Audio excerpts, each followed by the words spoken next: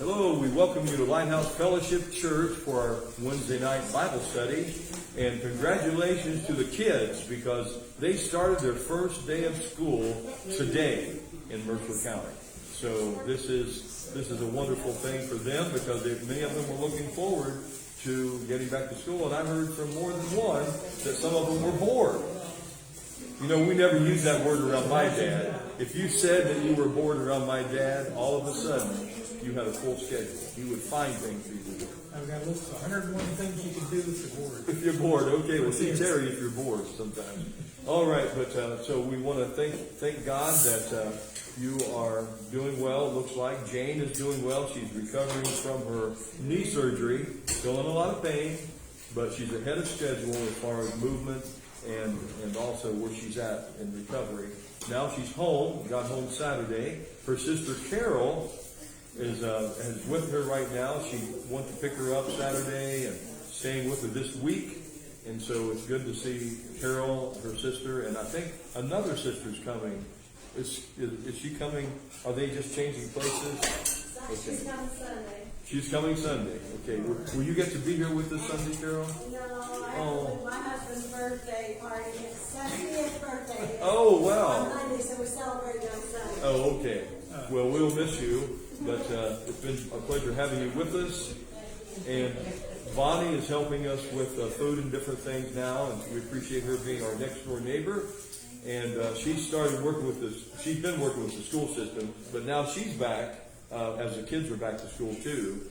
So I think she started back to school yesterday. Today? Yeah. Did you have to be there yesterday early? Did you do something different? Monday we had to go in early to Oh. get to the cafeteria early, and then when the kids started today, except for the kindergartners, we don't have them yet, maybe next week. Oh, okay. So anyway, it's a busy time for a lot of people, and I noticed the traffic has picked up a lot around here, around the school, down here especially on Wayne Street. So kind of be careful out there. They're driving a little bit crazy out there. All right. So now we've had our prayer and asked for blessing on our food already. So you go ahead and dig into that lasagna, salad, and garlic bread. And what else we got? We got brownies. I saw who made the brownies. Is that you, Anita? Green beans. Green beans too. Wow. Cake. What? Cake. And cake. I don't know who brought what, but we thank you. Thanks for all that you all brought. That's great. So enjoy and dig in. And Katie, if you could get some dishes together for the shut-ins, that'll be okay. All right. And let's go to 2 Corinthians. Yes. And what, chapter 8? Chapter 8, and we left off at the end of verse 15. Okay, 2 Corinthians 8. All right. Verse 15. Correct. So we're kind of looking right now about the proof of our love, right? And I think one of the key verses here was, did we find the golden rule in this here? Was that in James? I think we looked at that was in James on Sunday's message. I'm getting them mixed up here. Okay.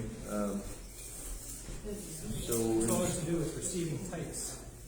receiving Titus. Okay. So this is good. Go ahead and summarize a little bit and start right in, Terry. Okay. Well, as we have been going through this, we talked about grace giving, and where we left off, we talked about the grace giving is steadfast. And one of the notes here about grace giving that it's steadfast is that Paul urges the Corinthians not only to start well, but also to finish with the same enthusiasm. So they've actually been saving up for a year. Paul sent that letter a year ago, and now he's still trying to motivate them. In the beginning here, he was begging them to build up the giving part so the Corinthian Christians could give to the Jewish Christians with that. So at this point, it's now coming to an end of that 1 year. So now he's telling them, okay, we got to hold up with that, keep going with the steadfastness. So with that, it says we don't give what we don't have. So that's what he wanted the Corinthians to do, is build up what they have and be able to give that to the Corinthian Christians. It says, when we give, God looks at readiness and willingness of the mind. It says, these are the true marks of a generous heart before God, and are no more likely among the rich or the poor. So, generous heart goes for both the rich and the poor in this case. Now I noticed that as I was looking through my study books that Jesus is used as an example by Paul, that he was rich, being the Son of God. I mean, he had everything at his disposal, and he stepped down from his heavenly throne in heaven and became poor for our sakes. And I think that's a pretty good example. And he became poor in many ways. He went ahead and he allowed himself to take on human nature, took a human form, and became poor as compared to the power that he really had. And so I think that's amazing, and what a great witness that is. Oh, I do want to mention to you, we are meeting Saturday, this Saturday at, you said 4:15, Terry? Was that when you said? Yeah, that would be a better time. 4:15, we're meeting this Saturday to drive to Moraine. And we're going to Moraine so that we can go to the concert that the Southern Air set up, and it's going to have quite a few other Southern gospel groups that are together with them as a fundraiser to help those that were flooded in Kentucky. Many were killed, many have been hurt, and many lost everything they had. And it was a poor area, an especially poor area in Kentucky that was hit the hardest. And so we're raising funds, and so when you go and you give of your money to buy whatever CDs or to do anything about this as we're going, remember to eat before we go, because we're going to meet at 4:15, and we probably won't have time to eat before on the way. And so we'll stay, and we don't necessarily have to stay for all of it, but we'll stay and see as much of it as we can. But remember, we have to be back early enough that you can get your sleep so you can be in church the next morning. So we don't want you to miss. All right? And so we're looking forward to that. Meet here, right here at the church, 4:15 on Saturday, and we will carpool. We'll make a little caravan of some sort and move toward Moraine so that we can make that concert. Just wanted to say that before I forgot. Terry, go right ahead now. Okay. Well, the last part of the grace giving is grace giving shares with others. The purpose of God's wonderful program is stewardship. And there's some integrity that goes in with this, and we're going to get into that when we get into verses 16 through 24. So part of the stewardship is part of meeting all the needs of the whole body of the church, or the whole body of the people involved. Talks about, it says, God's people share in proportion to what God has entrusted to them, with the needs of the whole body are met. So that's the whole purpose there. We had to realize that when Paul was setting this up, the Corinthian church was around, thousands and thousands, and with the Jewish Jerusalem church, from what I've heard, they could be like 10 to 20,000 people there. So that was quite an enormous gathering of money and needs for these people in Jerusalem. So that's kind of where we are. So now we got a little bigger picture of just how many people are really being served in this case. We're looking at 20,000. That's a lot of people. It is. It's enormous. I didn't hear that until today, and I thought, my goodness, and we're reading this thing. Right. So I think now we can begin with chapter 16 or verse 16 here in chapter 8. All right. Why don't you go ahead and read those, Terry? Okay. Okay, 2 Corinthians chapter 8, verse 16.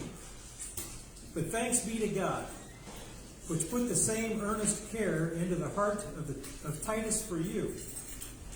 For indeed he accepted the exhortation, but being more forward of his own accord, he went unto you. And we have sent with him the brother, who's praised in the gospel throughout all the churches. So there's an important part here is this brother, and he was accepted by all the churches. Important thing here. We'll dwell more into that. So just kind of remember that point. It says, And not that only, but who was also chosen of the churches to travel with us with this grace, which is administered by us to the glory of the same Lord, and declaration of you ready mind, of your ready mind. Avoiding this, that no man should blame us in this abundance which is administered by us, providing for honest things, not only in the sight of the Lord, but also in the sight of men. And we have sent with them our brother, whom we have oftentimes proved diligent in many things, but now much more diligent, upon the great confidence which I have in you. Whether any do inquire of Titus, he is my partner and fellow helper concerning you, or brethren be inquired of. They are messengers of the churches and the glory of Christ. Wherever shew ye to them and before the churches the proof of your love and of your boasting on your behalf. And I like that, Terry, that phrase, show to them and before the churches the proof of your love. You know, you've heard a lot about people that you can say a lot of things, but actions speak louder than words, don't they? Proof of your love. So that's what Paul was saying to them. Prove your love, show your love, give proof, show your love to them. And I like it that now, when I studied on this from the commentary, it's saying that it could have possibly been, it was a well-known brother that was working out. We're not talking about an actual physical brother. We're talking about a spiritual brother in the Lord's Word.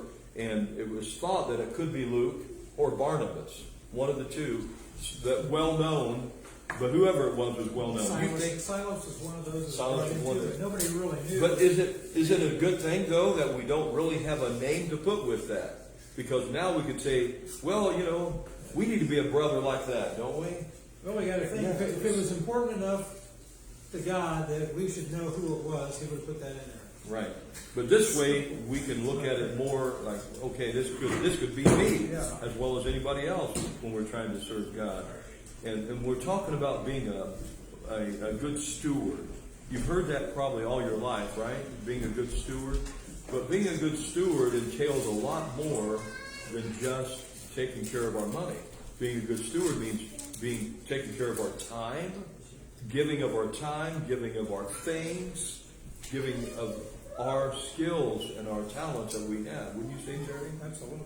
And so this is what we're doing. Now, some of you, I just want to throw this out there. Some of you are good stewards of your baking ability. Some of you are good stewards of your cooking, ability to cook, bake, and all these things. And many of us do not have some of these talents that you have, and we highly appreciate it.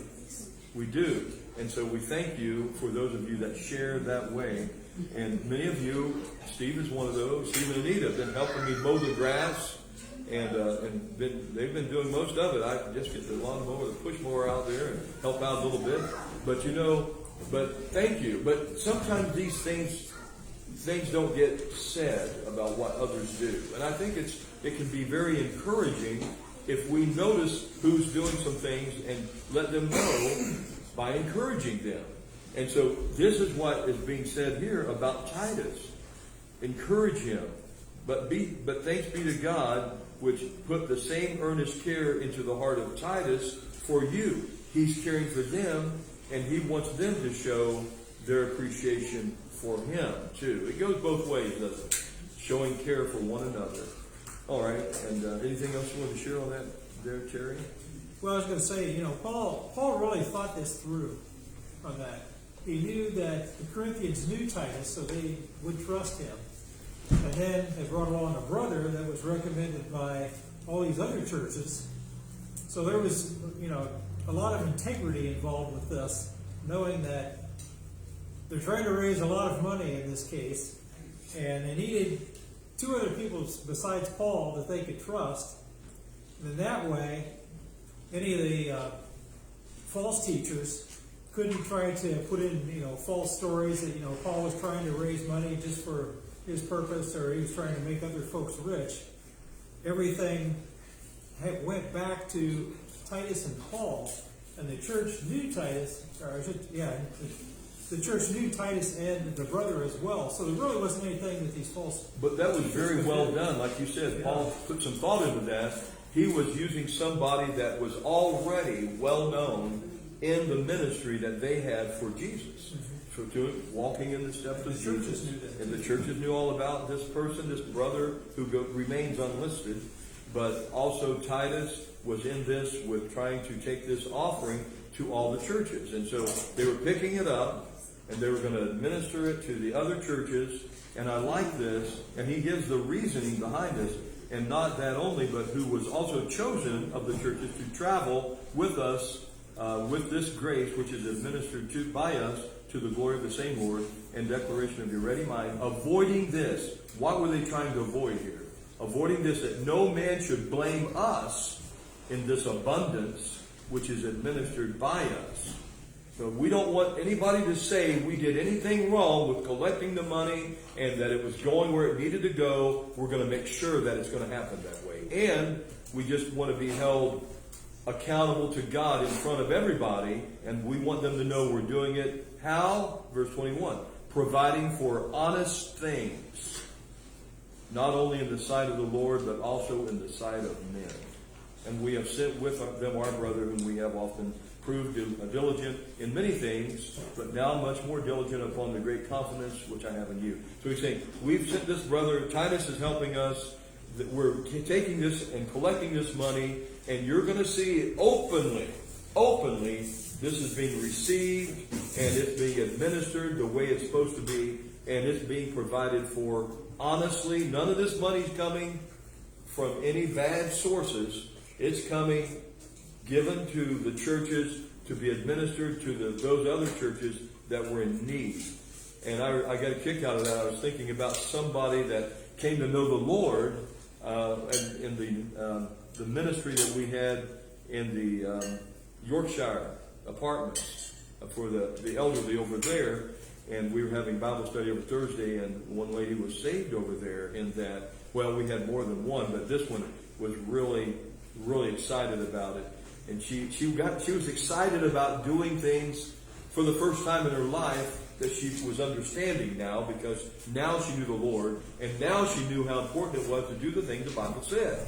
And she grabbed a hold of the tithing issue and was really happy that she could contribute. But she had not turned completely around with all the things that she'd been doing. She said, "But Pastor, I won some money in Vegas, but I'm not tithing off that. The money I'm giving is the money that I honestly made, and the money that I'm giving is the money that's coming from my checking and not from that." And all of her increase, she was tithing it. She just wanted me to know it's not filthy money. I got the biggest kick out of that. But I mean, this is how important it was to her now to turn her lifestyle around, and for other people to see that she was a different person. And her kids at her funeral thanked me. They said, "Pastor, we are so happy that Mom received the Lord. We saw the difference. We knew what she was like before, and we saw what she was like afterwards, and she was a different lady." So it's good that people can see that. And providing for things. And when you know the Lord, you want to be, I like the word transparent, don't you? Don't you like it? Transparent. We want people to see us and know that we are who we say we are, and we're not putting on any airs or anything. We need to be transparent as God's people, so that people can know that we love God, and the way that we're doing things, how we work, how we pay our tithes, how we pay our bills. Try to do it as well as we can to glorify God in all that we do. Does anybody want to add to that? Something maybe along this line? I like that phrase, providing for honest things, not only in the sight of the Lord, but also in the sight of men. It's very important that you and I, in the workplace, at home, around our families, in the community, that people know that we are honest people, because we are ambassadors for Christ, is what God's Word says. We're ambassadors. We are representing the community of heaven that we're going to go to one day. We are representing the kingdom of Christ upon earth right now. And so when we are providing for things honestly in the sight not only of the Lord, but in the sight of men, then we've got a good witness. And I have to tell you, you may have seen a few people just happen to pocket a few things before they go out of the workplace. It's not right. And people, you know what people think when people do that? They're thinking, well, if they'll take that, what else will they take, you know? So we have to think of our witness. Is it really worth blowing your witness to take things that don't belong to you? Or to not do the thing? Listen, one of the worst disagreements I've ever had with my dad was when I hadn't been saved but a few years, and I would accepted the call to preach and had just begun pastoring, and we were buying a mobile home, a double wide mobile home, and my dad said, "You don't have to put down how much you're paying for this, Tony. Just put down some amount, a lower amount, and you won't have to pay something." I said, "Dad, we know the Lord. I can't do that." And Dad, I don't know if Dad had ever thought that through or not before. But there are people that will do that and think that it's okay. Did you really buy the car for $200? You know, did you really buy that house for that, whatever it was? I'm just saying, people are not stupid. They know by what you are doing and your actions whether or not you are one of God's people, or whether you look like one. I have seen people mess their witness up, and I didn't do this to harm Dad or to be mean to him or anything. I just wanted to know, no, I'm the one that's signing these papers. I'm not going to lie on this paperwork. I'm going to do it the way that it should be done so that my witness is there. And Dad said to me on another occasion, because we had some disagreements along the line, as long as you're alive, your grandpa Noy will never be dead.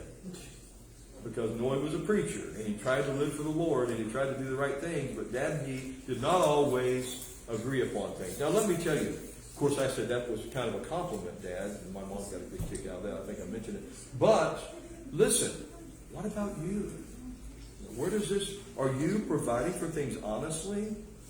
Are you providing for your family honestly and for the workplace honestly? Are you doing your job honestly? Or are you one of those that's standing in line to check out early? You know what I'm saying?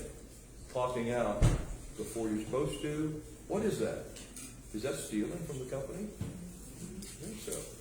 And I remember one of the worst witnesses I saw of Christian people was a guy, and he didn't know it. I don't think he even thought it through. But somebody that knew the Lord, and I had no doubt that he knew the Lord. But he was taking company time when he should have been working, going around talking to people about the Lord instead of working. Do you think that was a good witness? No. He was the talk of the shop, too, by the way.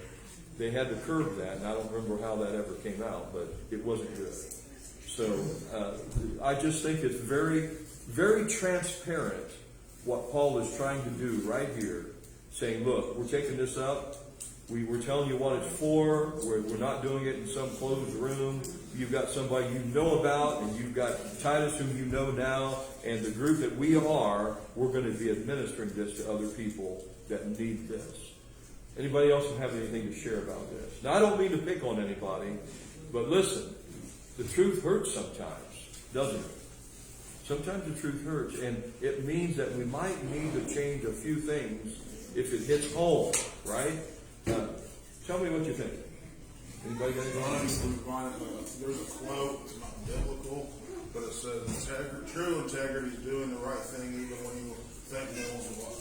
That's very good. I like that, don't you? Not in the Bible, but... Integrity is what you're doing when nobody's watching, right? That's what you do when nobody's watching. That's integrity. If you, When I'm working with the kids, I'll use that phrase. that's good, because that is integrity, isn't it? So God knows. God sees everything we do. So why would we think that He doesn't know what's going on? He knows. So integrity. Anybody else have anything to share?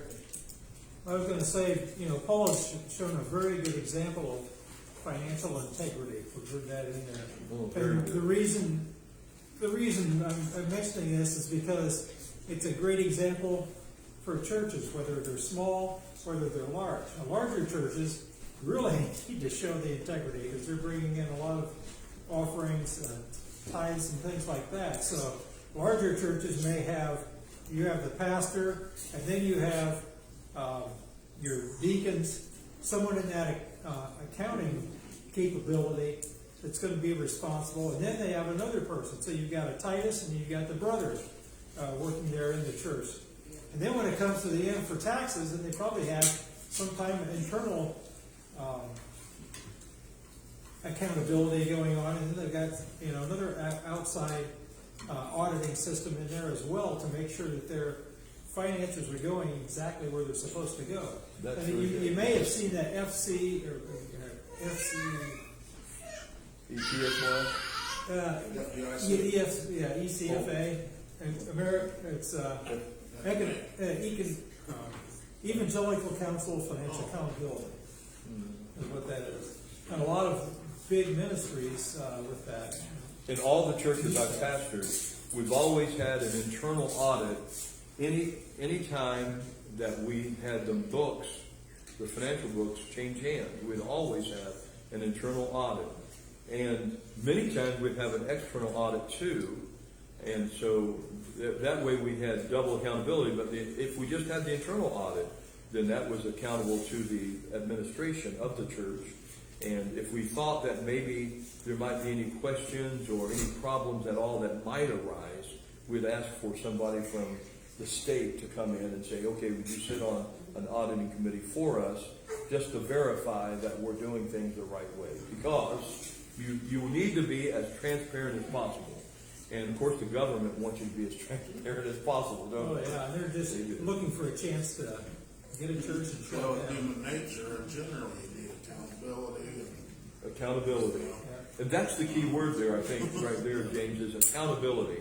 And Paul was trying to make sure that they had accountability, that they were being held accountable, and that they knew that everybody else was holding them, and they could hold them accountable, and they didn't mind because they were doing things in an outright way that they could be seen and providing, as verse 21 says, providing for honest things, not only in the sight of the Lord, but also in the sight of men. So you and I need to take a close look at what people might think of the way we live. Are we giving an impression, as a Christian should, about how we're providing for our household, for our bills, for everything else? Are we trying to do things in an upright way as a good steward? Slightly off topic, but did you, What's that? slightly off topic, but did you hear that they're like adding a whole bunch of jobs to the IRS?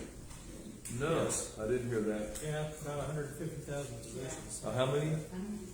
But How many jobs? 50,000. I can't remember. What for? Especially since RS is a government organization.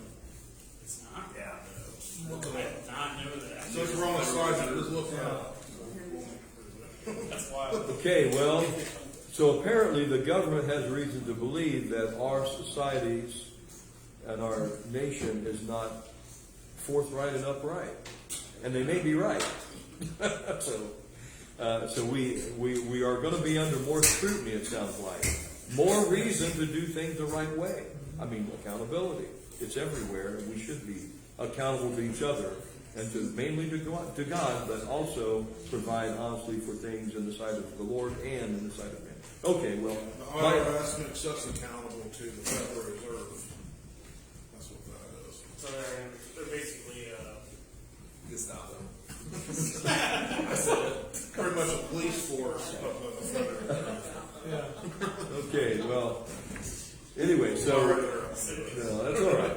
It's good. But we need to know, hey, if things are getting more serious with the government and about accountability, we need to know that because we need to make sure that we don't take any chances and do anything wrong. We should be accountable and good stewards. That's good. Anybody else got anything to share? I have a caseworker that I work with, and I had to do a yearly thing. We do a yearly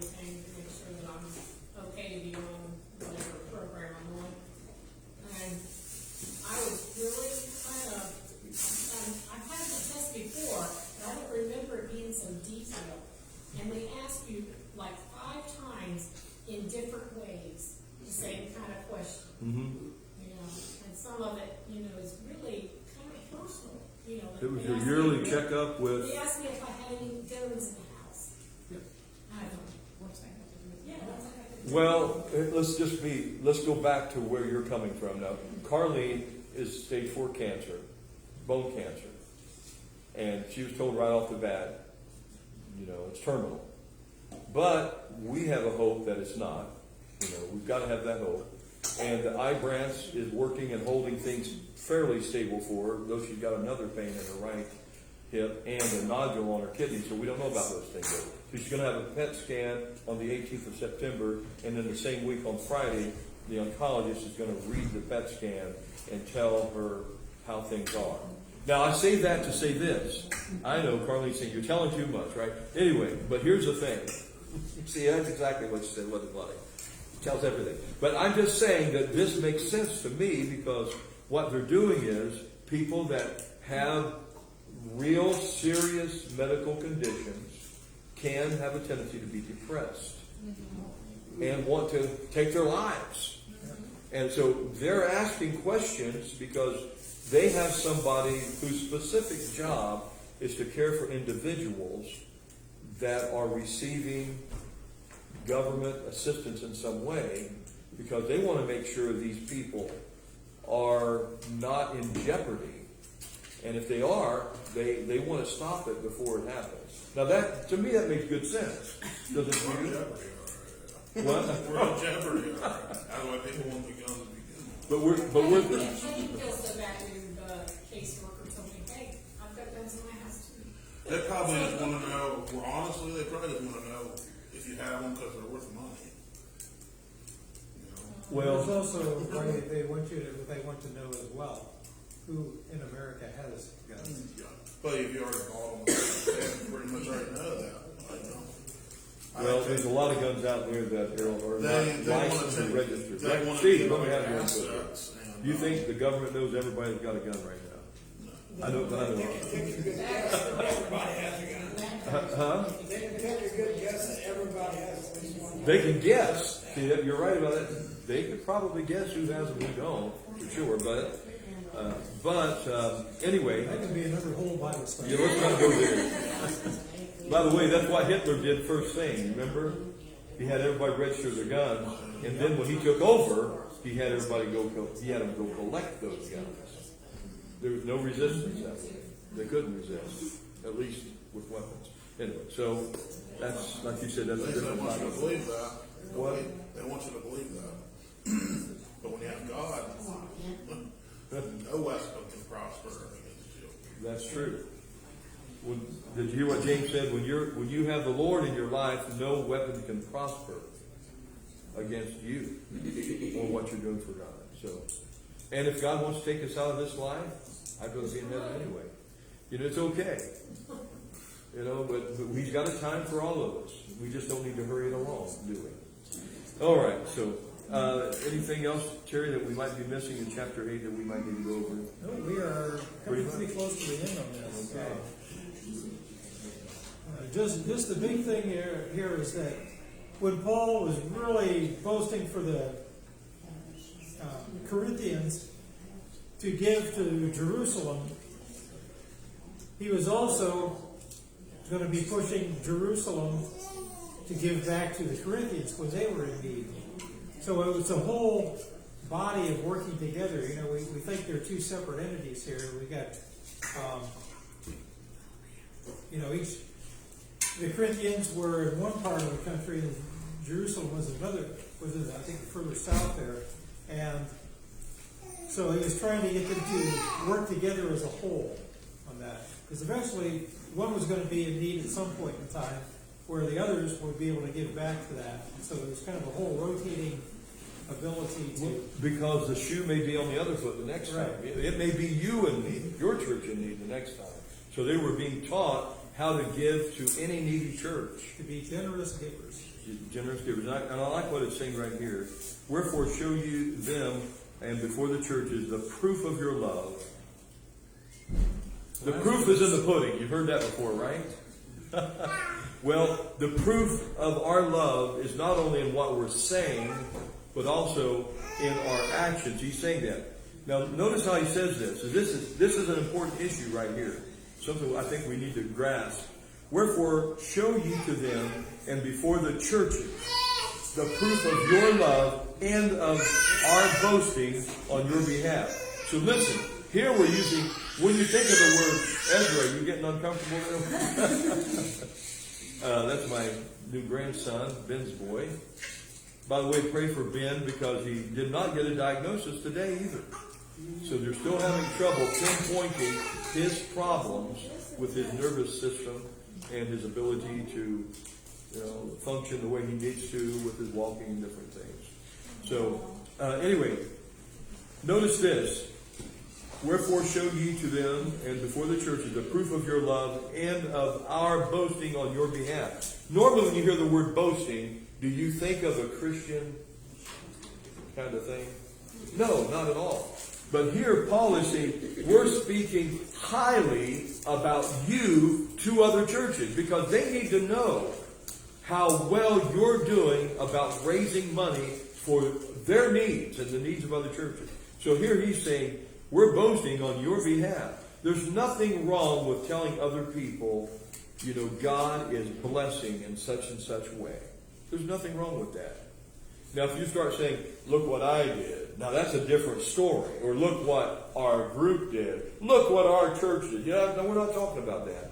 Look what God is doing in our church. Look how God is moving with individuals and causing them to do the right thing. We have to be careful about that word and about what it says here. And of our boasting on your behalf. So there's nothing wrong with showing other people others are trying to meet the needs of people that are needy. Others are trying to do the things that God wants them to do to share their resources to meet the needs. Like we're going. We're going Saturday we're going to the concert there of all the groups. We're going to try to raise money, and hopefully you can take a little bit of loose change or some money you've got, and you can contribute to this, and whatever you buy can contribute by the CDs or food or whatever they've got there. Do that. But see, we're doing that on behalf of the needy. And that's what Paul is saying there. We're doing this on behalf of the needy. And we're not ashamed to tell the people how you've been helping. It's a great example that you're helping and you're a part of that. Isn't that a way of lifting each other up, though, to Encouragement. Yeah.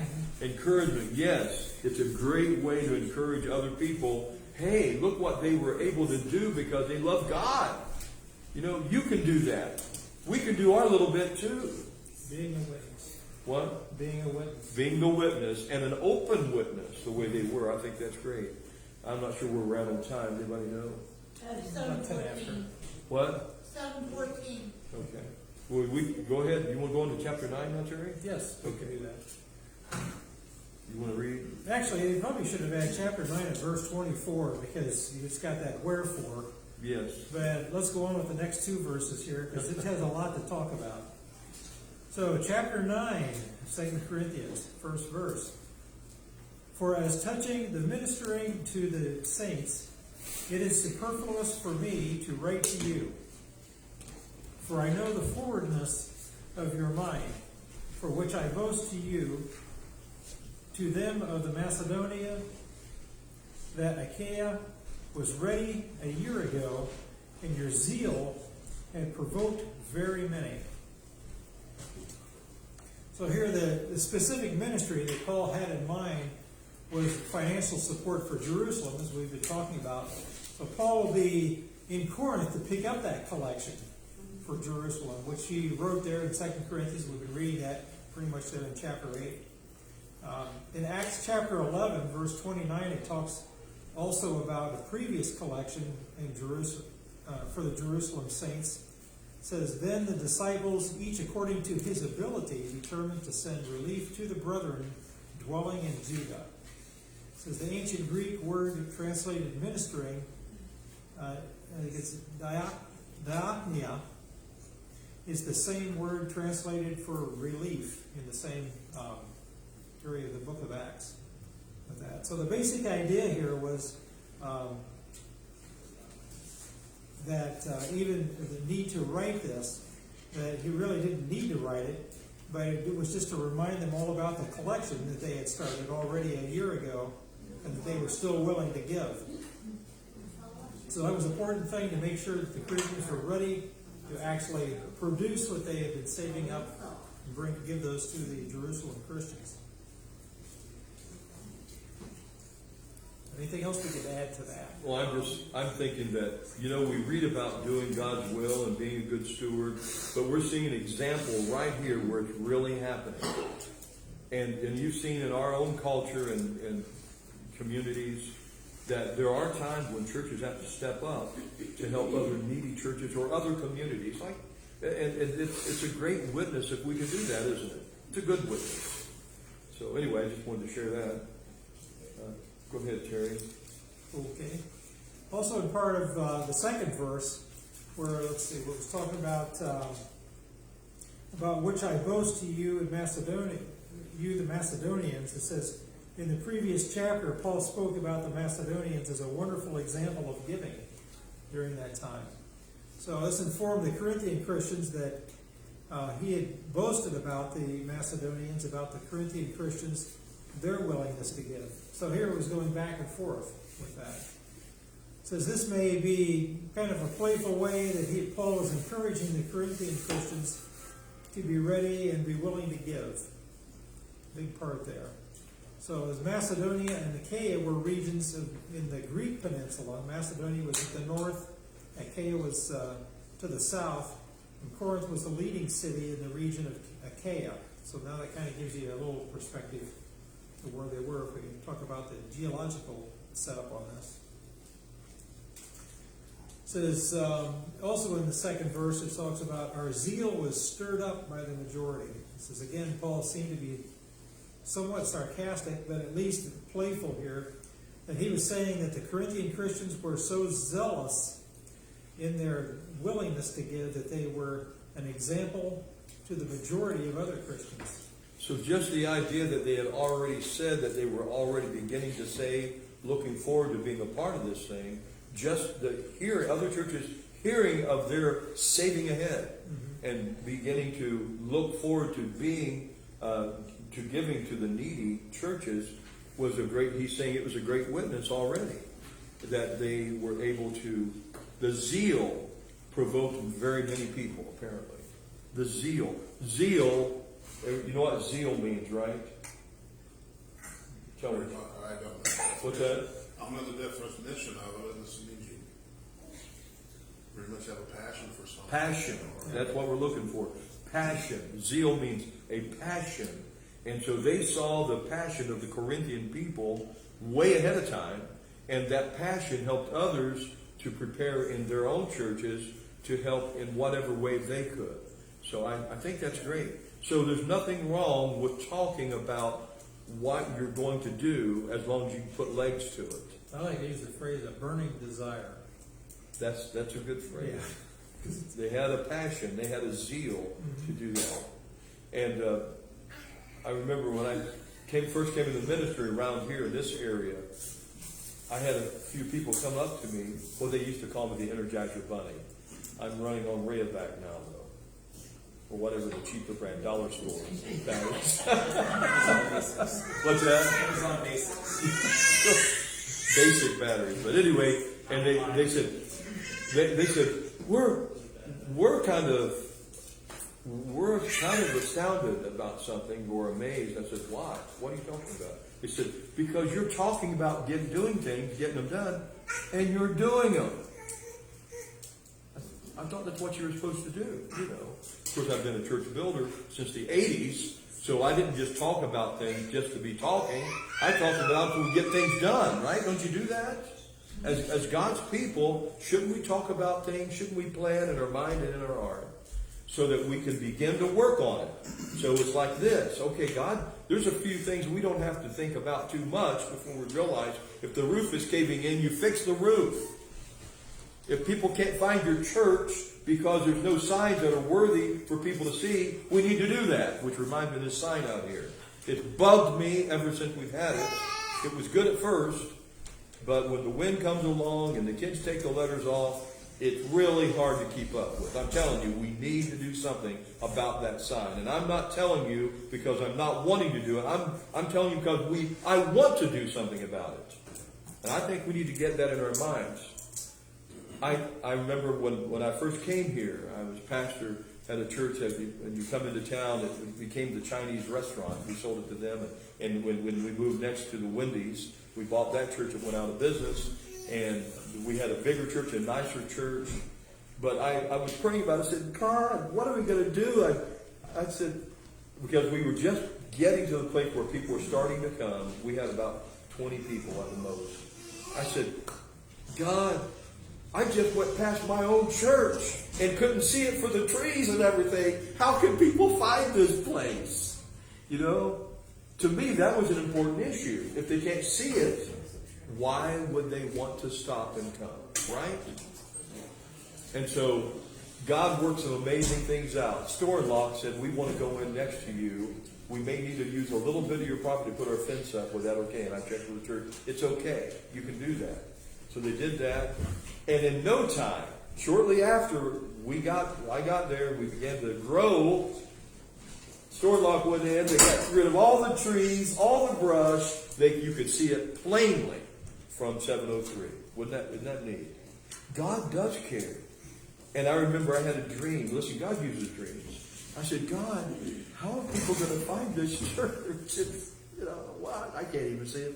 Passed it 2 times myself. God, I went to bed concerned about this. And in my dream, I saw the church, the little church we had then. The lights were all on. It was dark out there, but the lights were all on. There were cars parked everywhere. Young people, families were coming in, getting out of their cars, going out there. And I woke up and thought, God, you're going to do this. Thank you, Lord. I'm not going to worry about it. I'm just going to do what you tell me to do, and God's going to do it. You know, God wants to do things. He wants to help us. We need the sign. We got our roof fixed. There's things that have been fixed. We're working on the window. You know?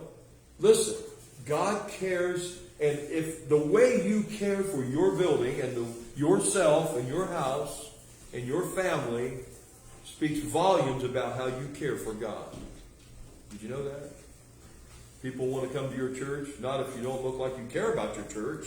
We should care about what God has entrusted us. We should be good stewards of what God has given us.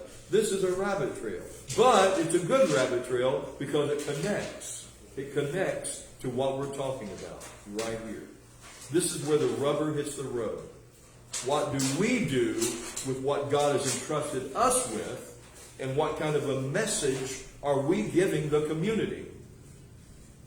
And it's great that we've got Steve and Anita helping with the yard and anybody else that'll help too. It's wonderful because we don't want to be an eyesore to the community. We want people to know that we appreciate what God has done for us. And we want a new sign, and that needs to happen. It really does. Anybody got anything to share about these things? Because listen, this is what they're talking about, the needs of the churches. Did you know it's a need for a church to have a voice in the community, to be able to be found in the community, to be something that people can say, wait a minute, there's a church there. I might stop in. You know, we need a little bit of help in that area. And so anybody got anything to share about this while we're on this subject, since I brought it up? Yeah, James. James has helped us to try to get in. He's trying to help us get with the media, Facebook and a web page, and Tithely is on our web page so people can.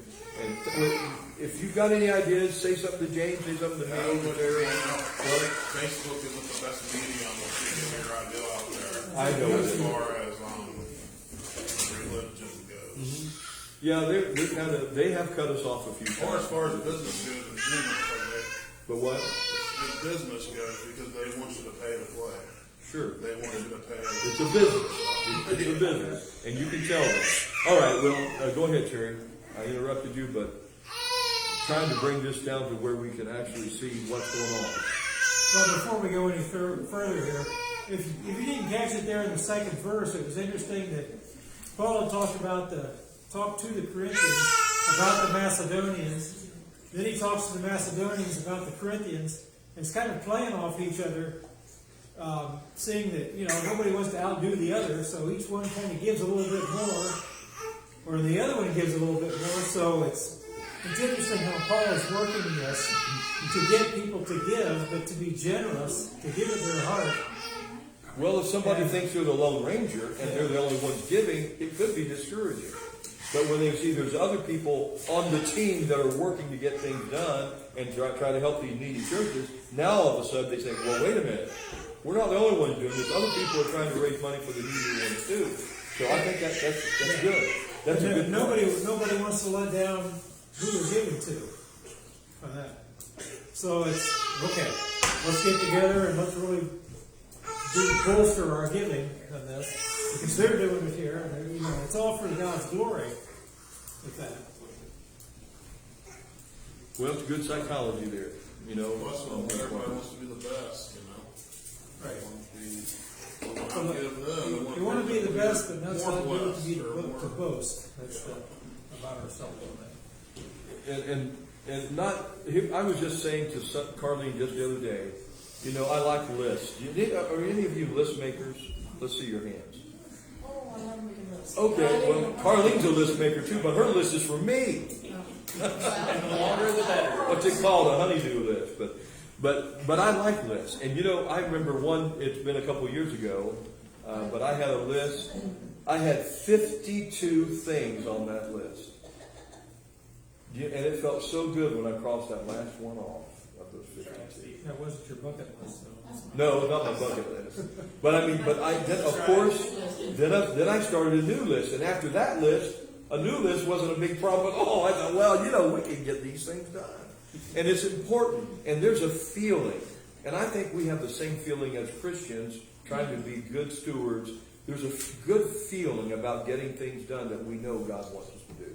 There's a real satisfaction, good feeling about knowing you're accomplishing God's will in your life in doing certain things. I think it's important. And I think it's also not only important for us about knowing that it feels good when we're doing the right things and we can cross them off our list. Look at this. This got done, this got done. It's also something that we can be a good witness in doing things like this. And so as we're thinking about what we're doing, we need to remember to make sure that God's a part of that list, right? That He's a part of it. That everything is in priority. I like when Paul talked about walking circumspectly. And it took me right back to math class, Mr. Mesher. He was a stout man, big man. And I still remember geometry, math class, and I loved geometry. And he talked about, and I still remember, how many of you remember ever drawing your first circle with a compass? You remember doing that? I remember it. Yeah. And he said, I want you to put a dot on your paper. Put the dot down there. Yeah, now stick the point of your compass right on that. Okay? Then he said, take the top of your compass and twist it around. Turn it around. And there's a circle. And he said, you have just drawn a circumference. It's the outside line that embodies the circle. That's what it is. And so when Paul said walk circumspectly, he was saying put Christ in the middle, and everything you do should be with Christ in the middle of what you're doing. When he said walk circumspectly, that means everything we do should be in the perspective of seeing Christ as a priority of everything we do. Are we honoring God? Are we glorifying God by walking circumspectly? We hope that we are. We hope we are walking with Christ in the center of our lives. I love that because to me, when Paul said that, walk circumspectly, I saw my math teacher in geometry telling us to put that point down, draw that circle, and I thought, wow, it's neat how words come together like that, and it makes good sense. A visual. It's a visual there that Paul was using circumspectly. Okay, but anyway, how did I get on that? Circumspectly. I'm not even in our... Okay. Where were we at? Well, we're going to have to, because of time, we're going to have to finish up here. But next week we'll just start kind of a summary of verse 8, chapter 8, because it just rolls right into chapter 9. So we'll just be prepared for that next week. All right, sounds good. And remember now that there's nothing wrong with talking about things, and it may sound like boasting, but if it's about what God is doing, it's really not boasting, it's glorifying God. We got to remember there's a difference. If it's about you doing it, and things such as this, and you're bragging on yourself, nobody likes to hear a bragger, do they? No. But it's great when you can say, you know, look what God helped me to do. He helped me. He's there for us. We're not on our own. Just like Paul helped these churches to realize they were not on their own. They were all working together. So we can come to a close. Terry, anything, last comments? No, I believe that's it. Anybody have any last comments? Carol, you got anything you want to share with us? All the way from Indiana. What's that town? Well, Jeffersonville and Clarksville, we gotta go between, but I live in Clarksville. Okay, Southern, very southern Indiana. Southern Indiana. Yes, Okay. right across the river from Louisville, Kentucky. Right from across the river from Louisville? Okay. I just got to say this. In Cincinnati, you can cross the river and all of a sudden people are talking Southern. How does that happen? Well, there's people from southern Indiana that talk southern. Is that right? Do they? A lot of them talk Southern? We down had a teacher that was from southern there? Indiana. I just wondered if it's like She that. spoke southern with a southern accent, just like somebody from Hey, it's funny. Kentucky or Tennessee or something. Well, good to have you with us, Carol. Hope you've enjoyed your stay with Jane and our church here, and looking forward to seeing you the next time, okay? All right, we'll come to a close then.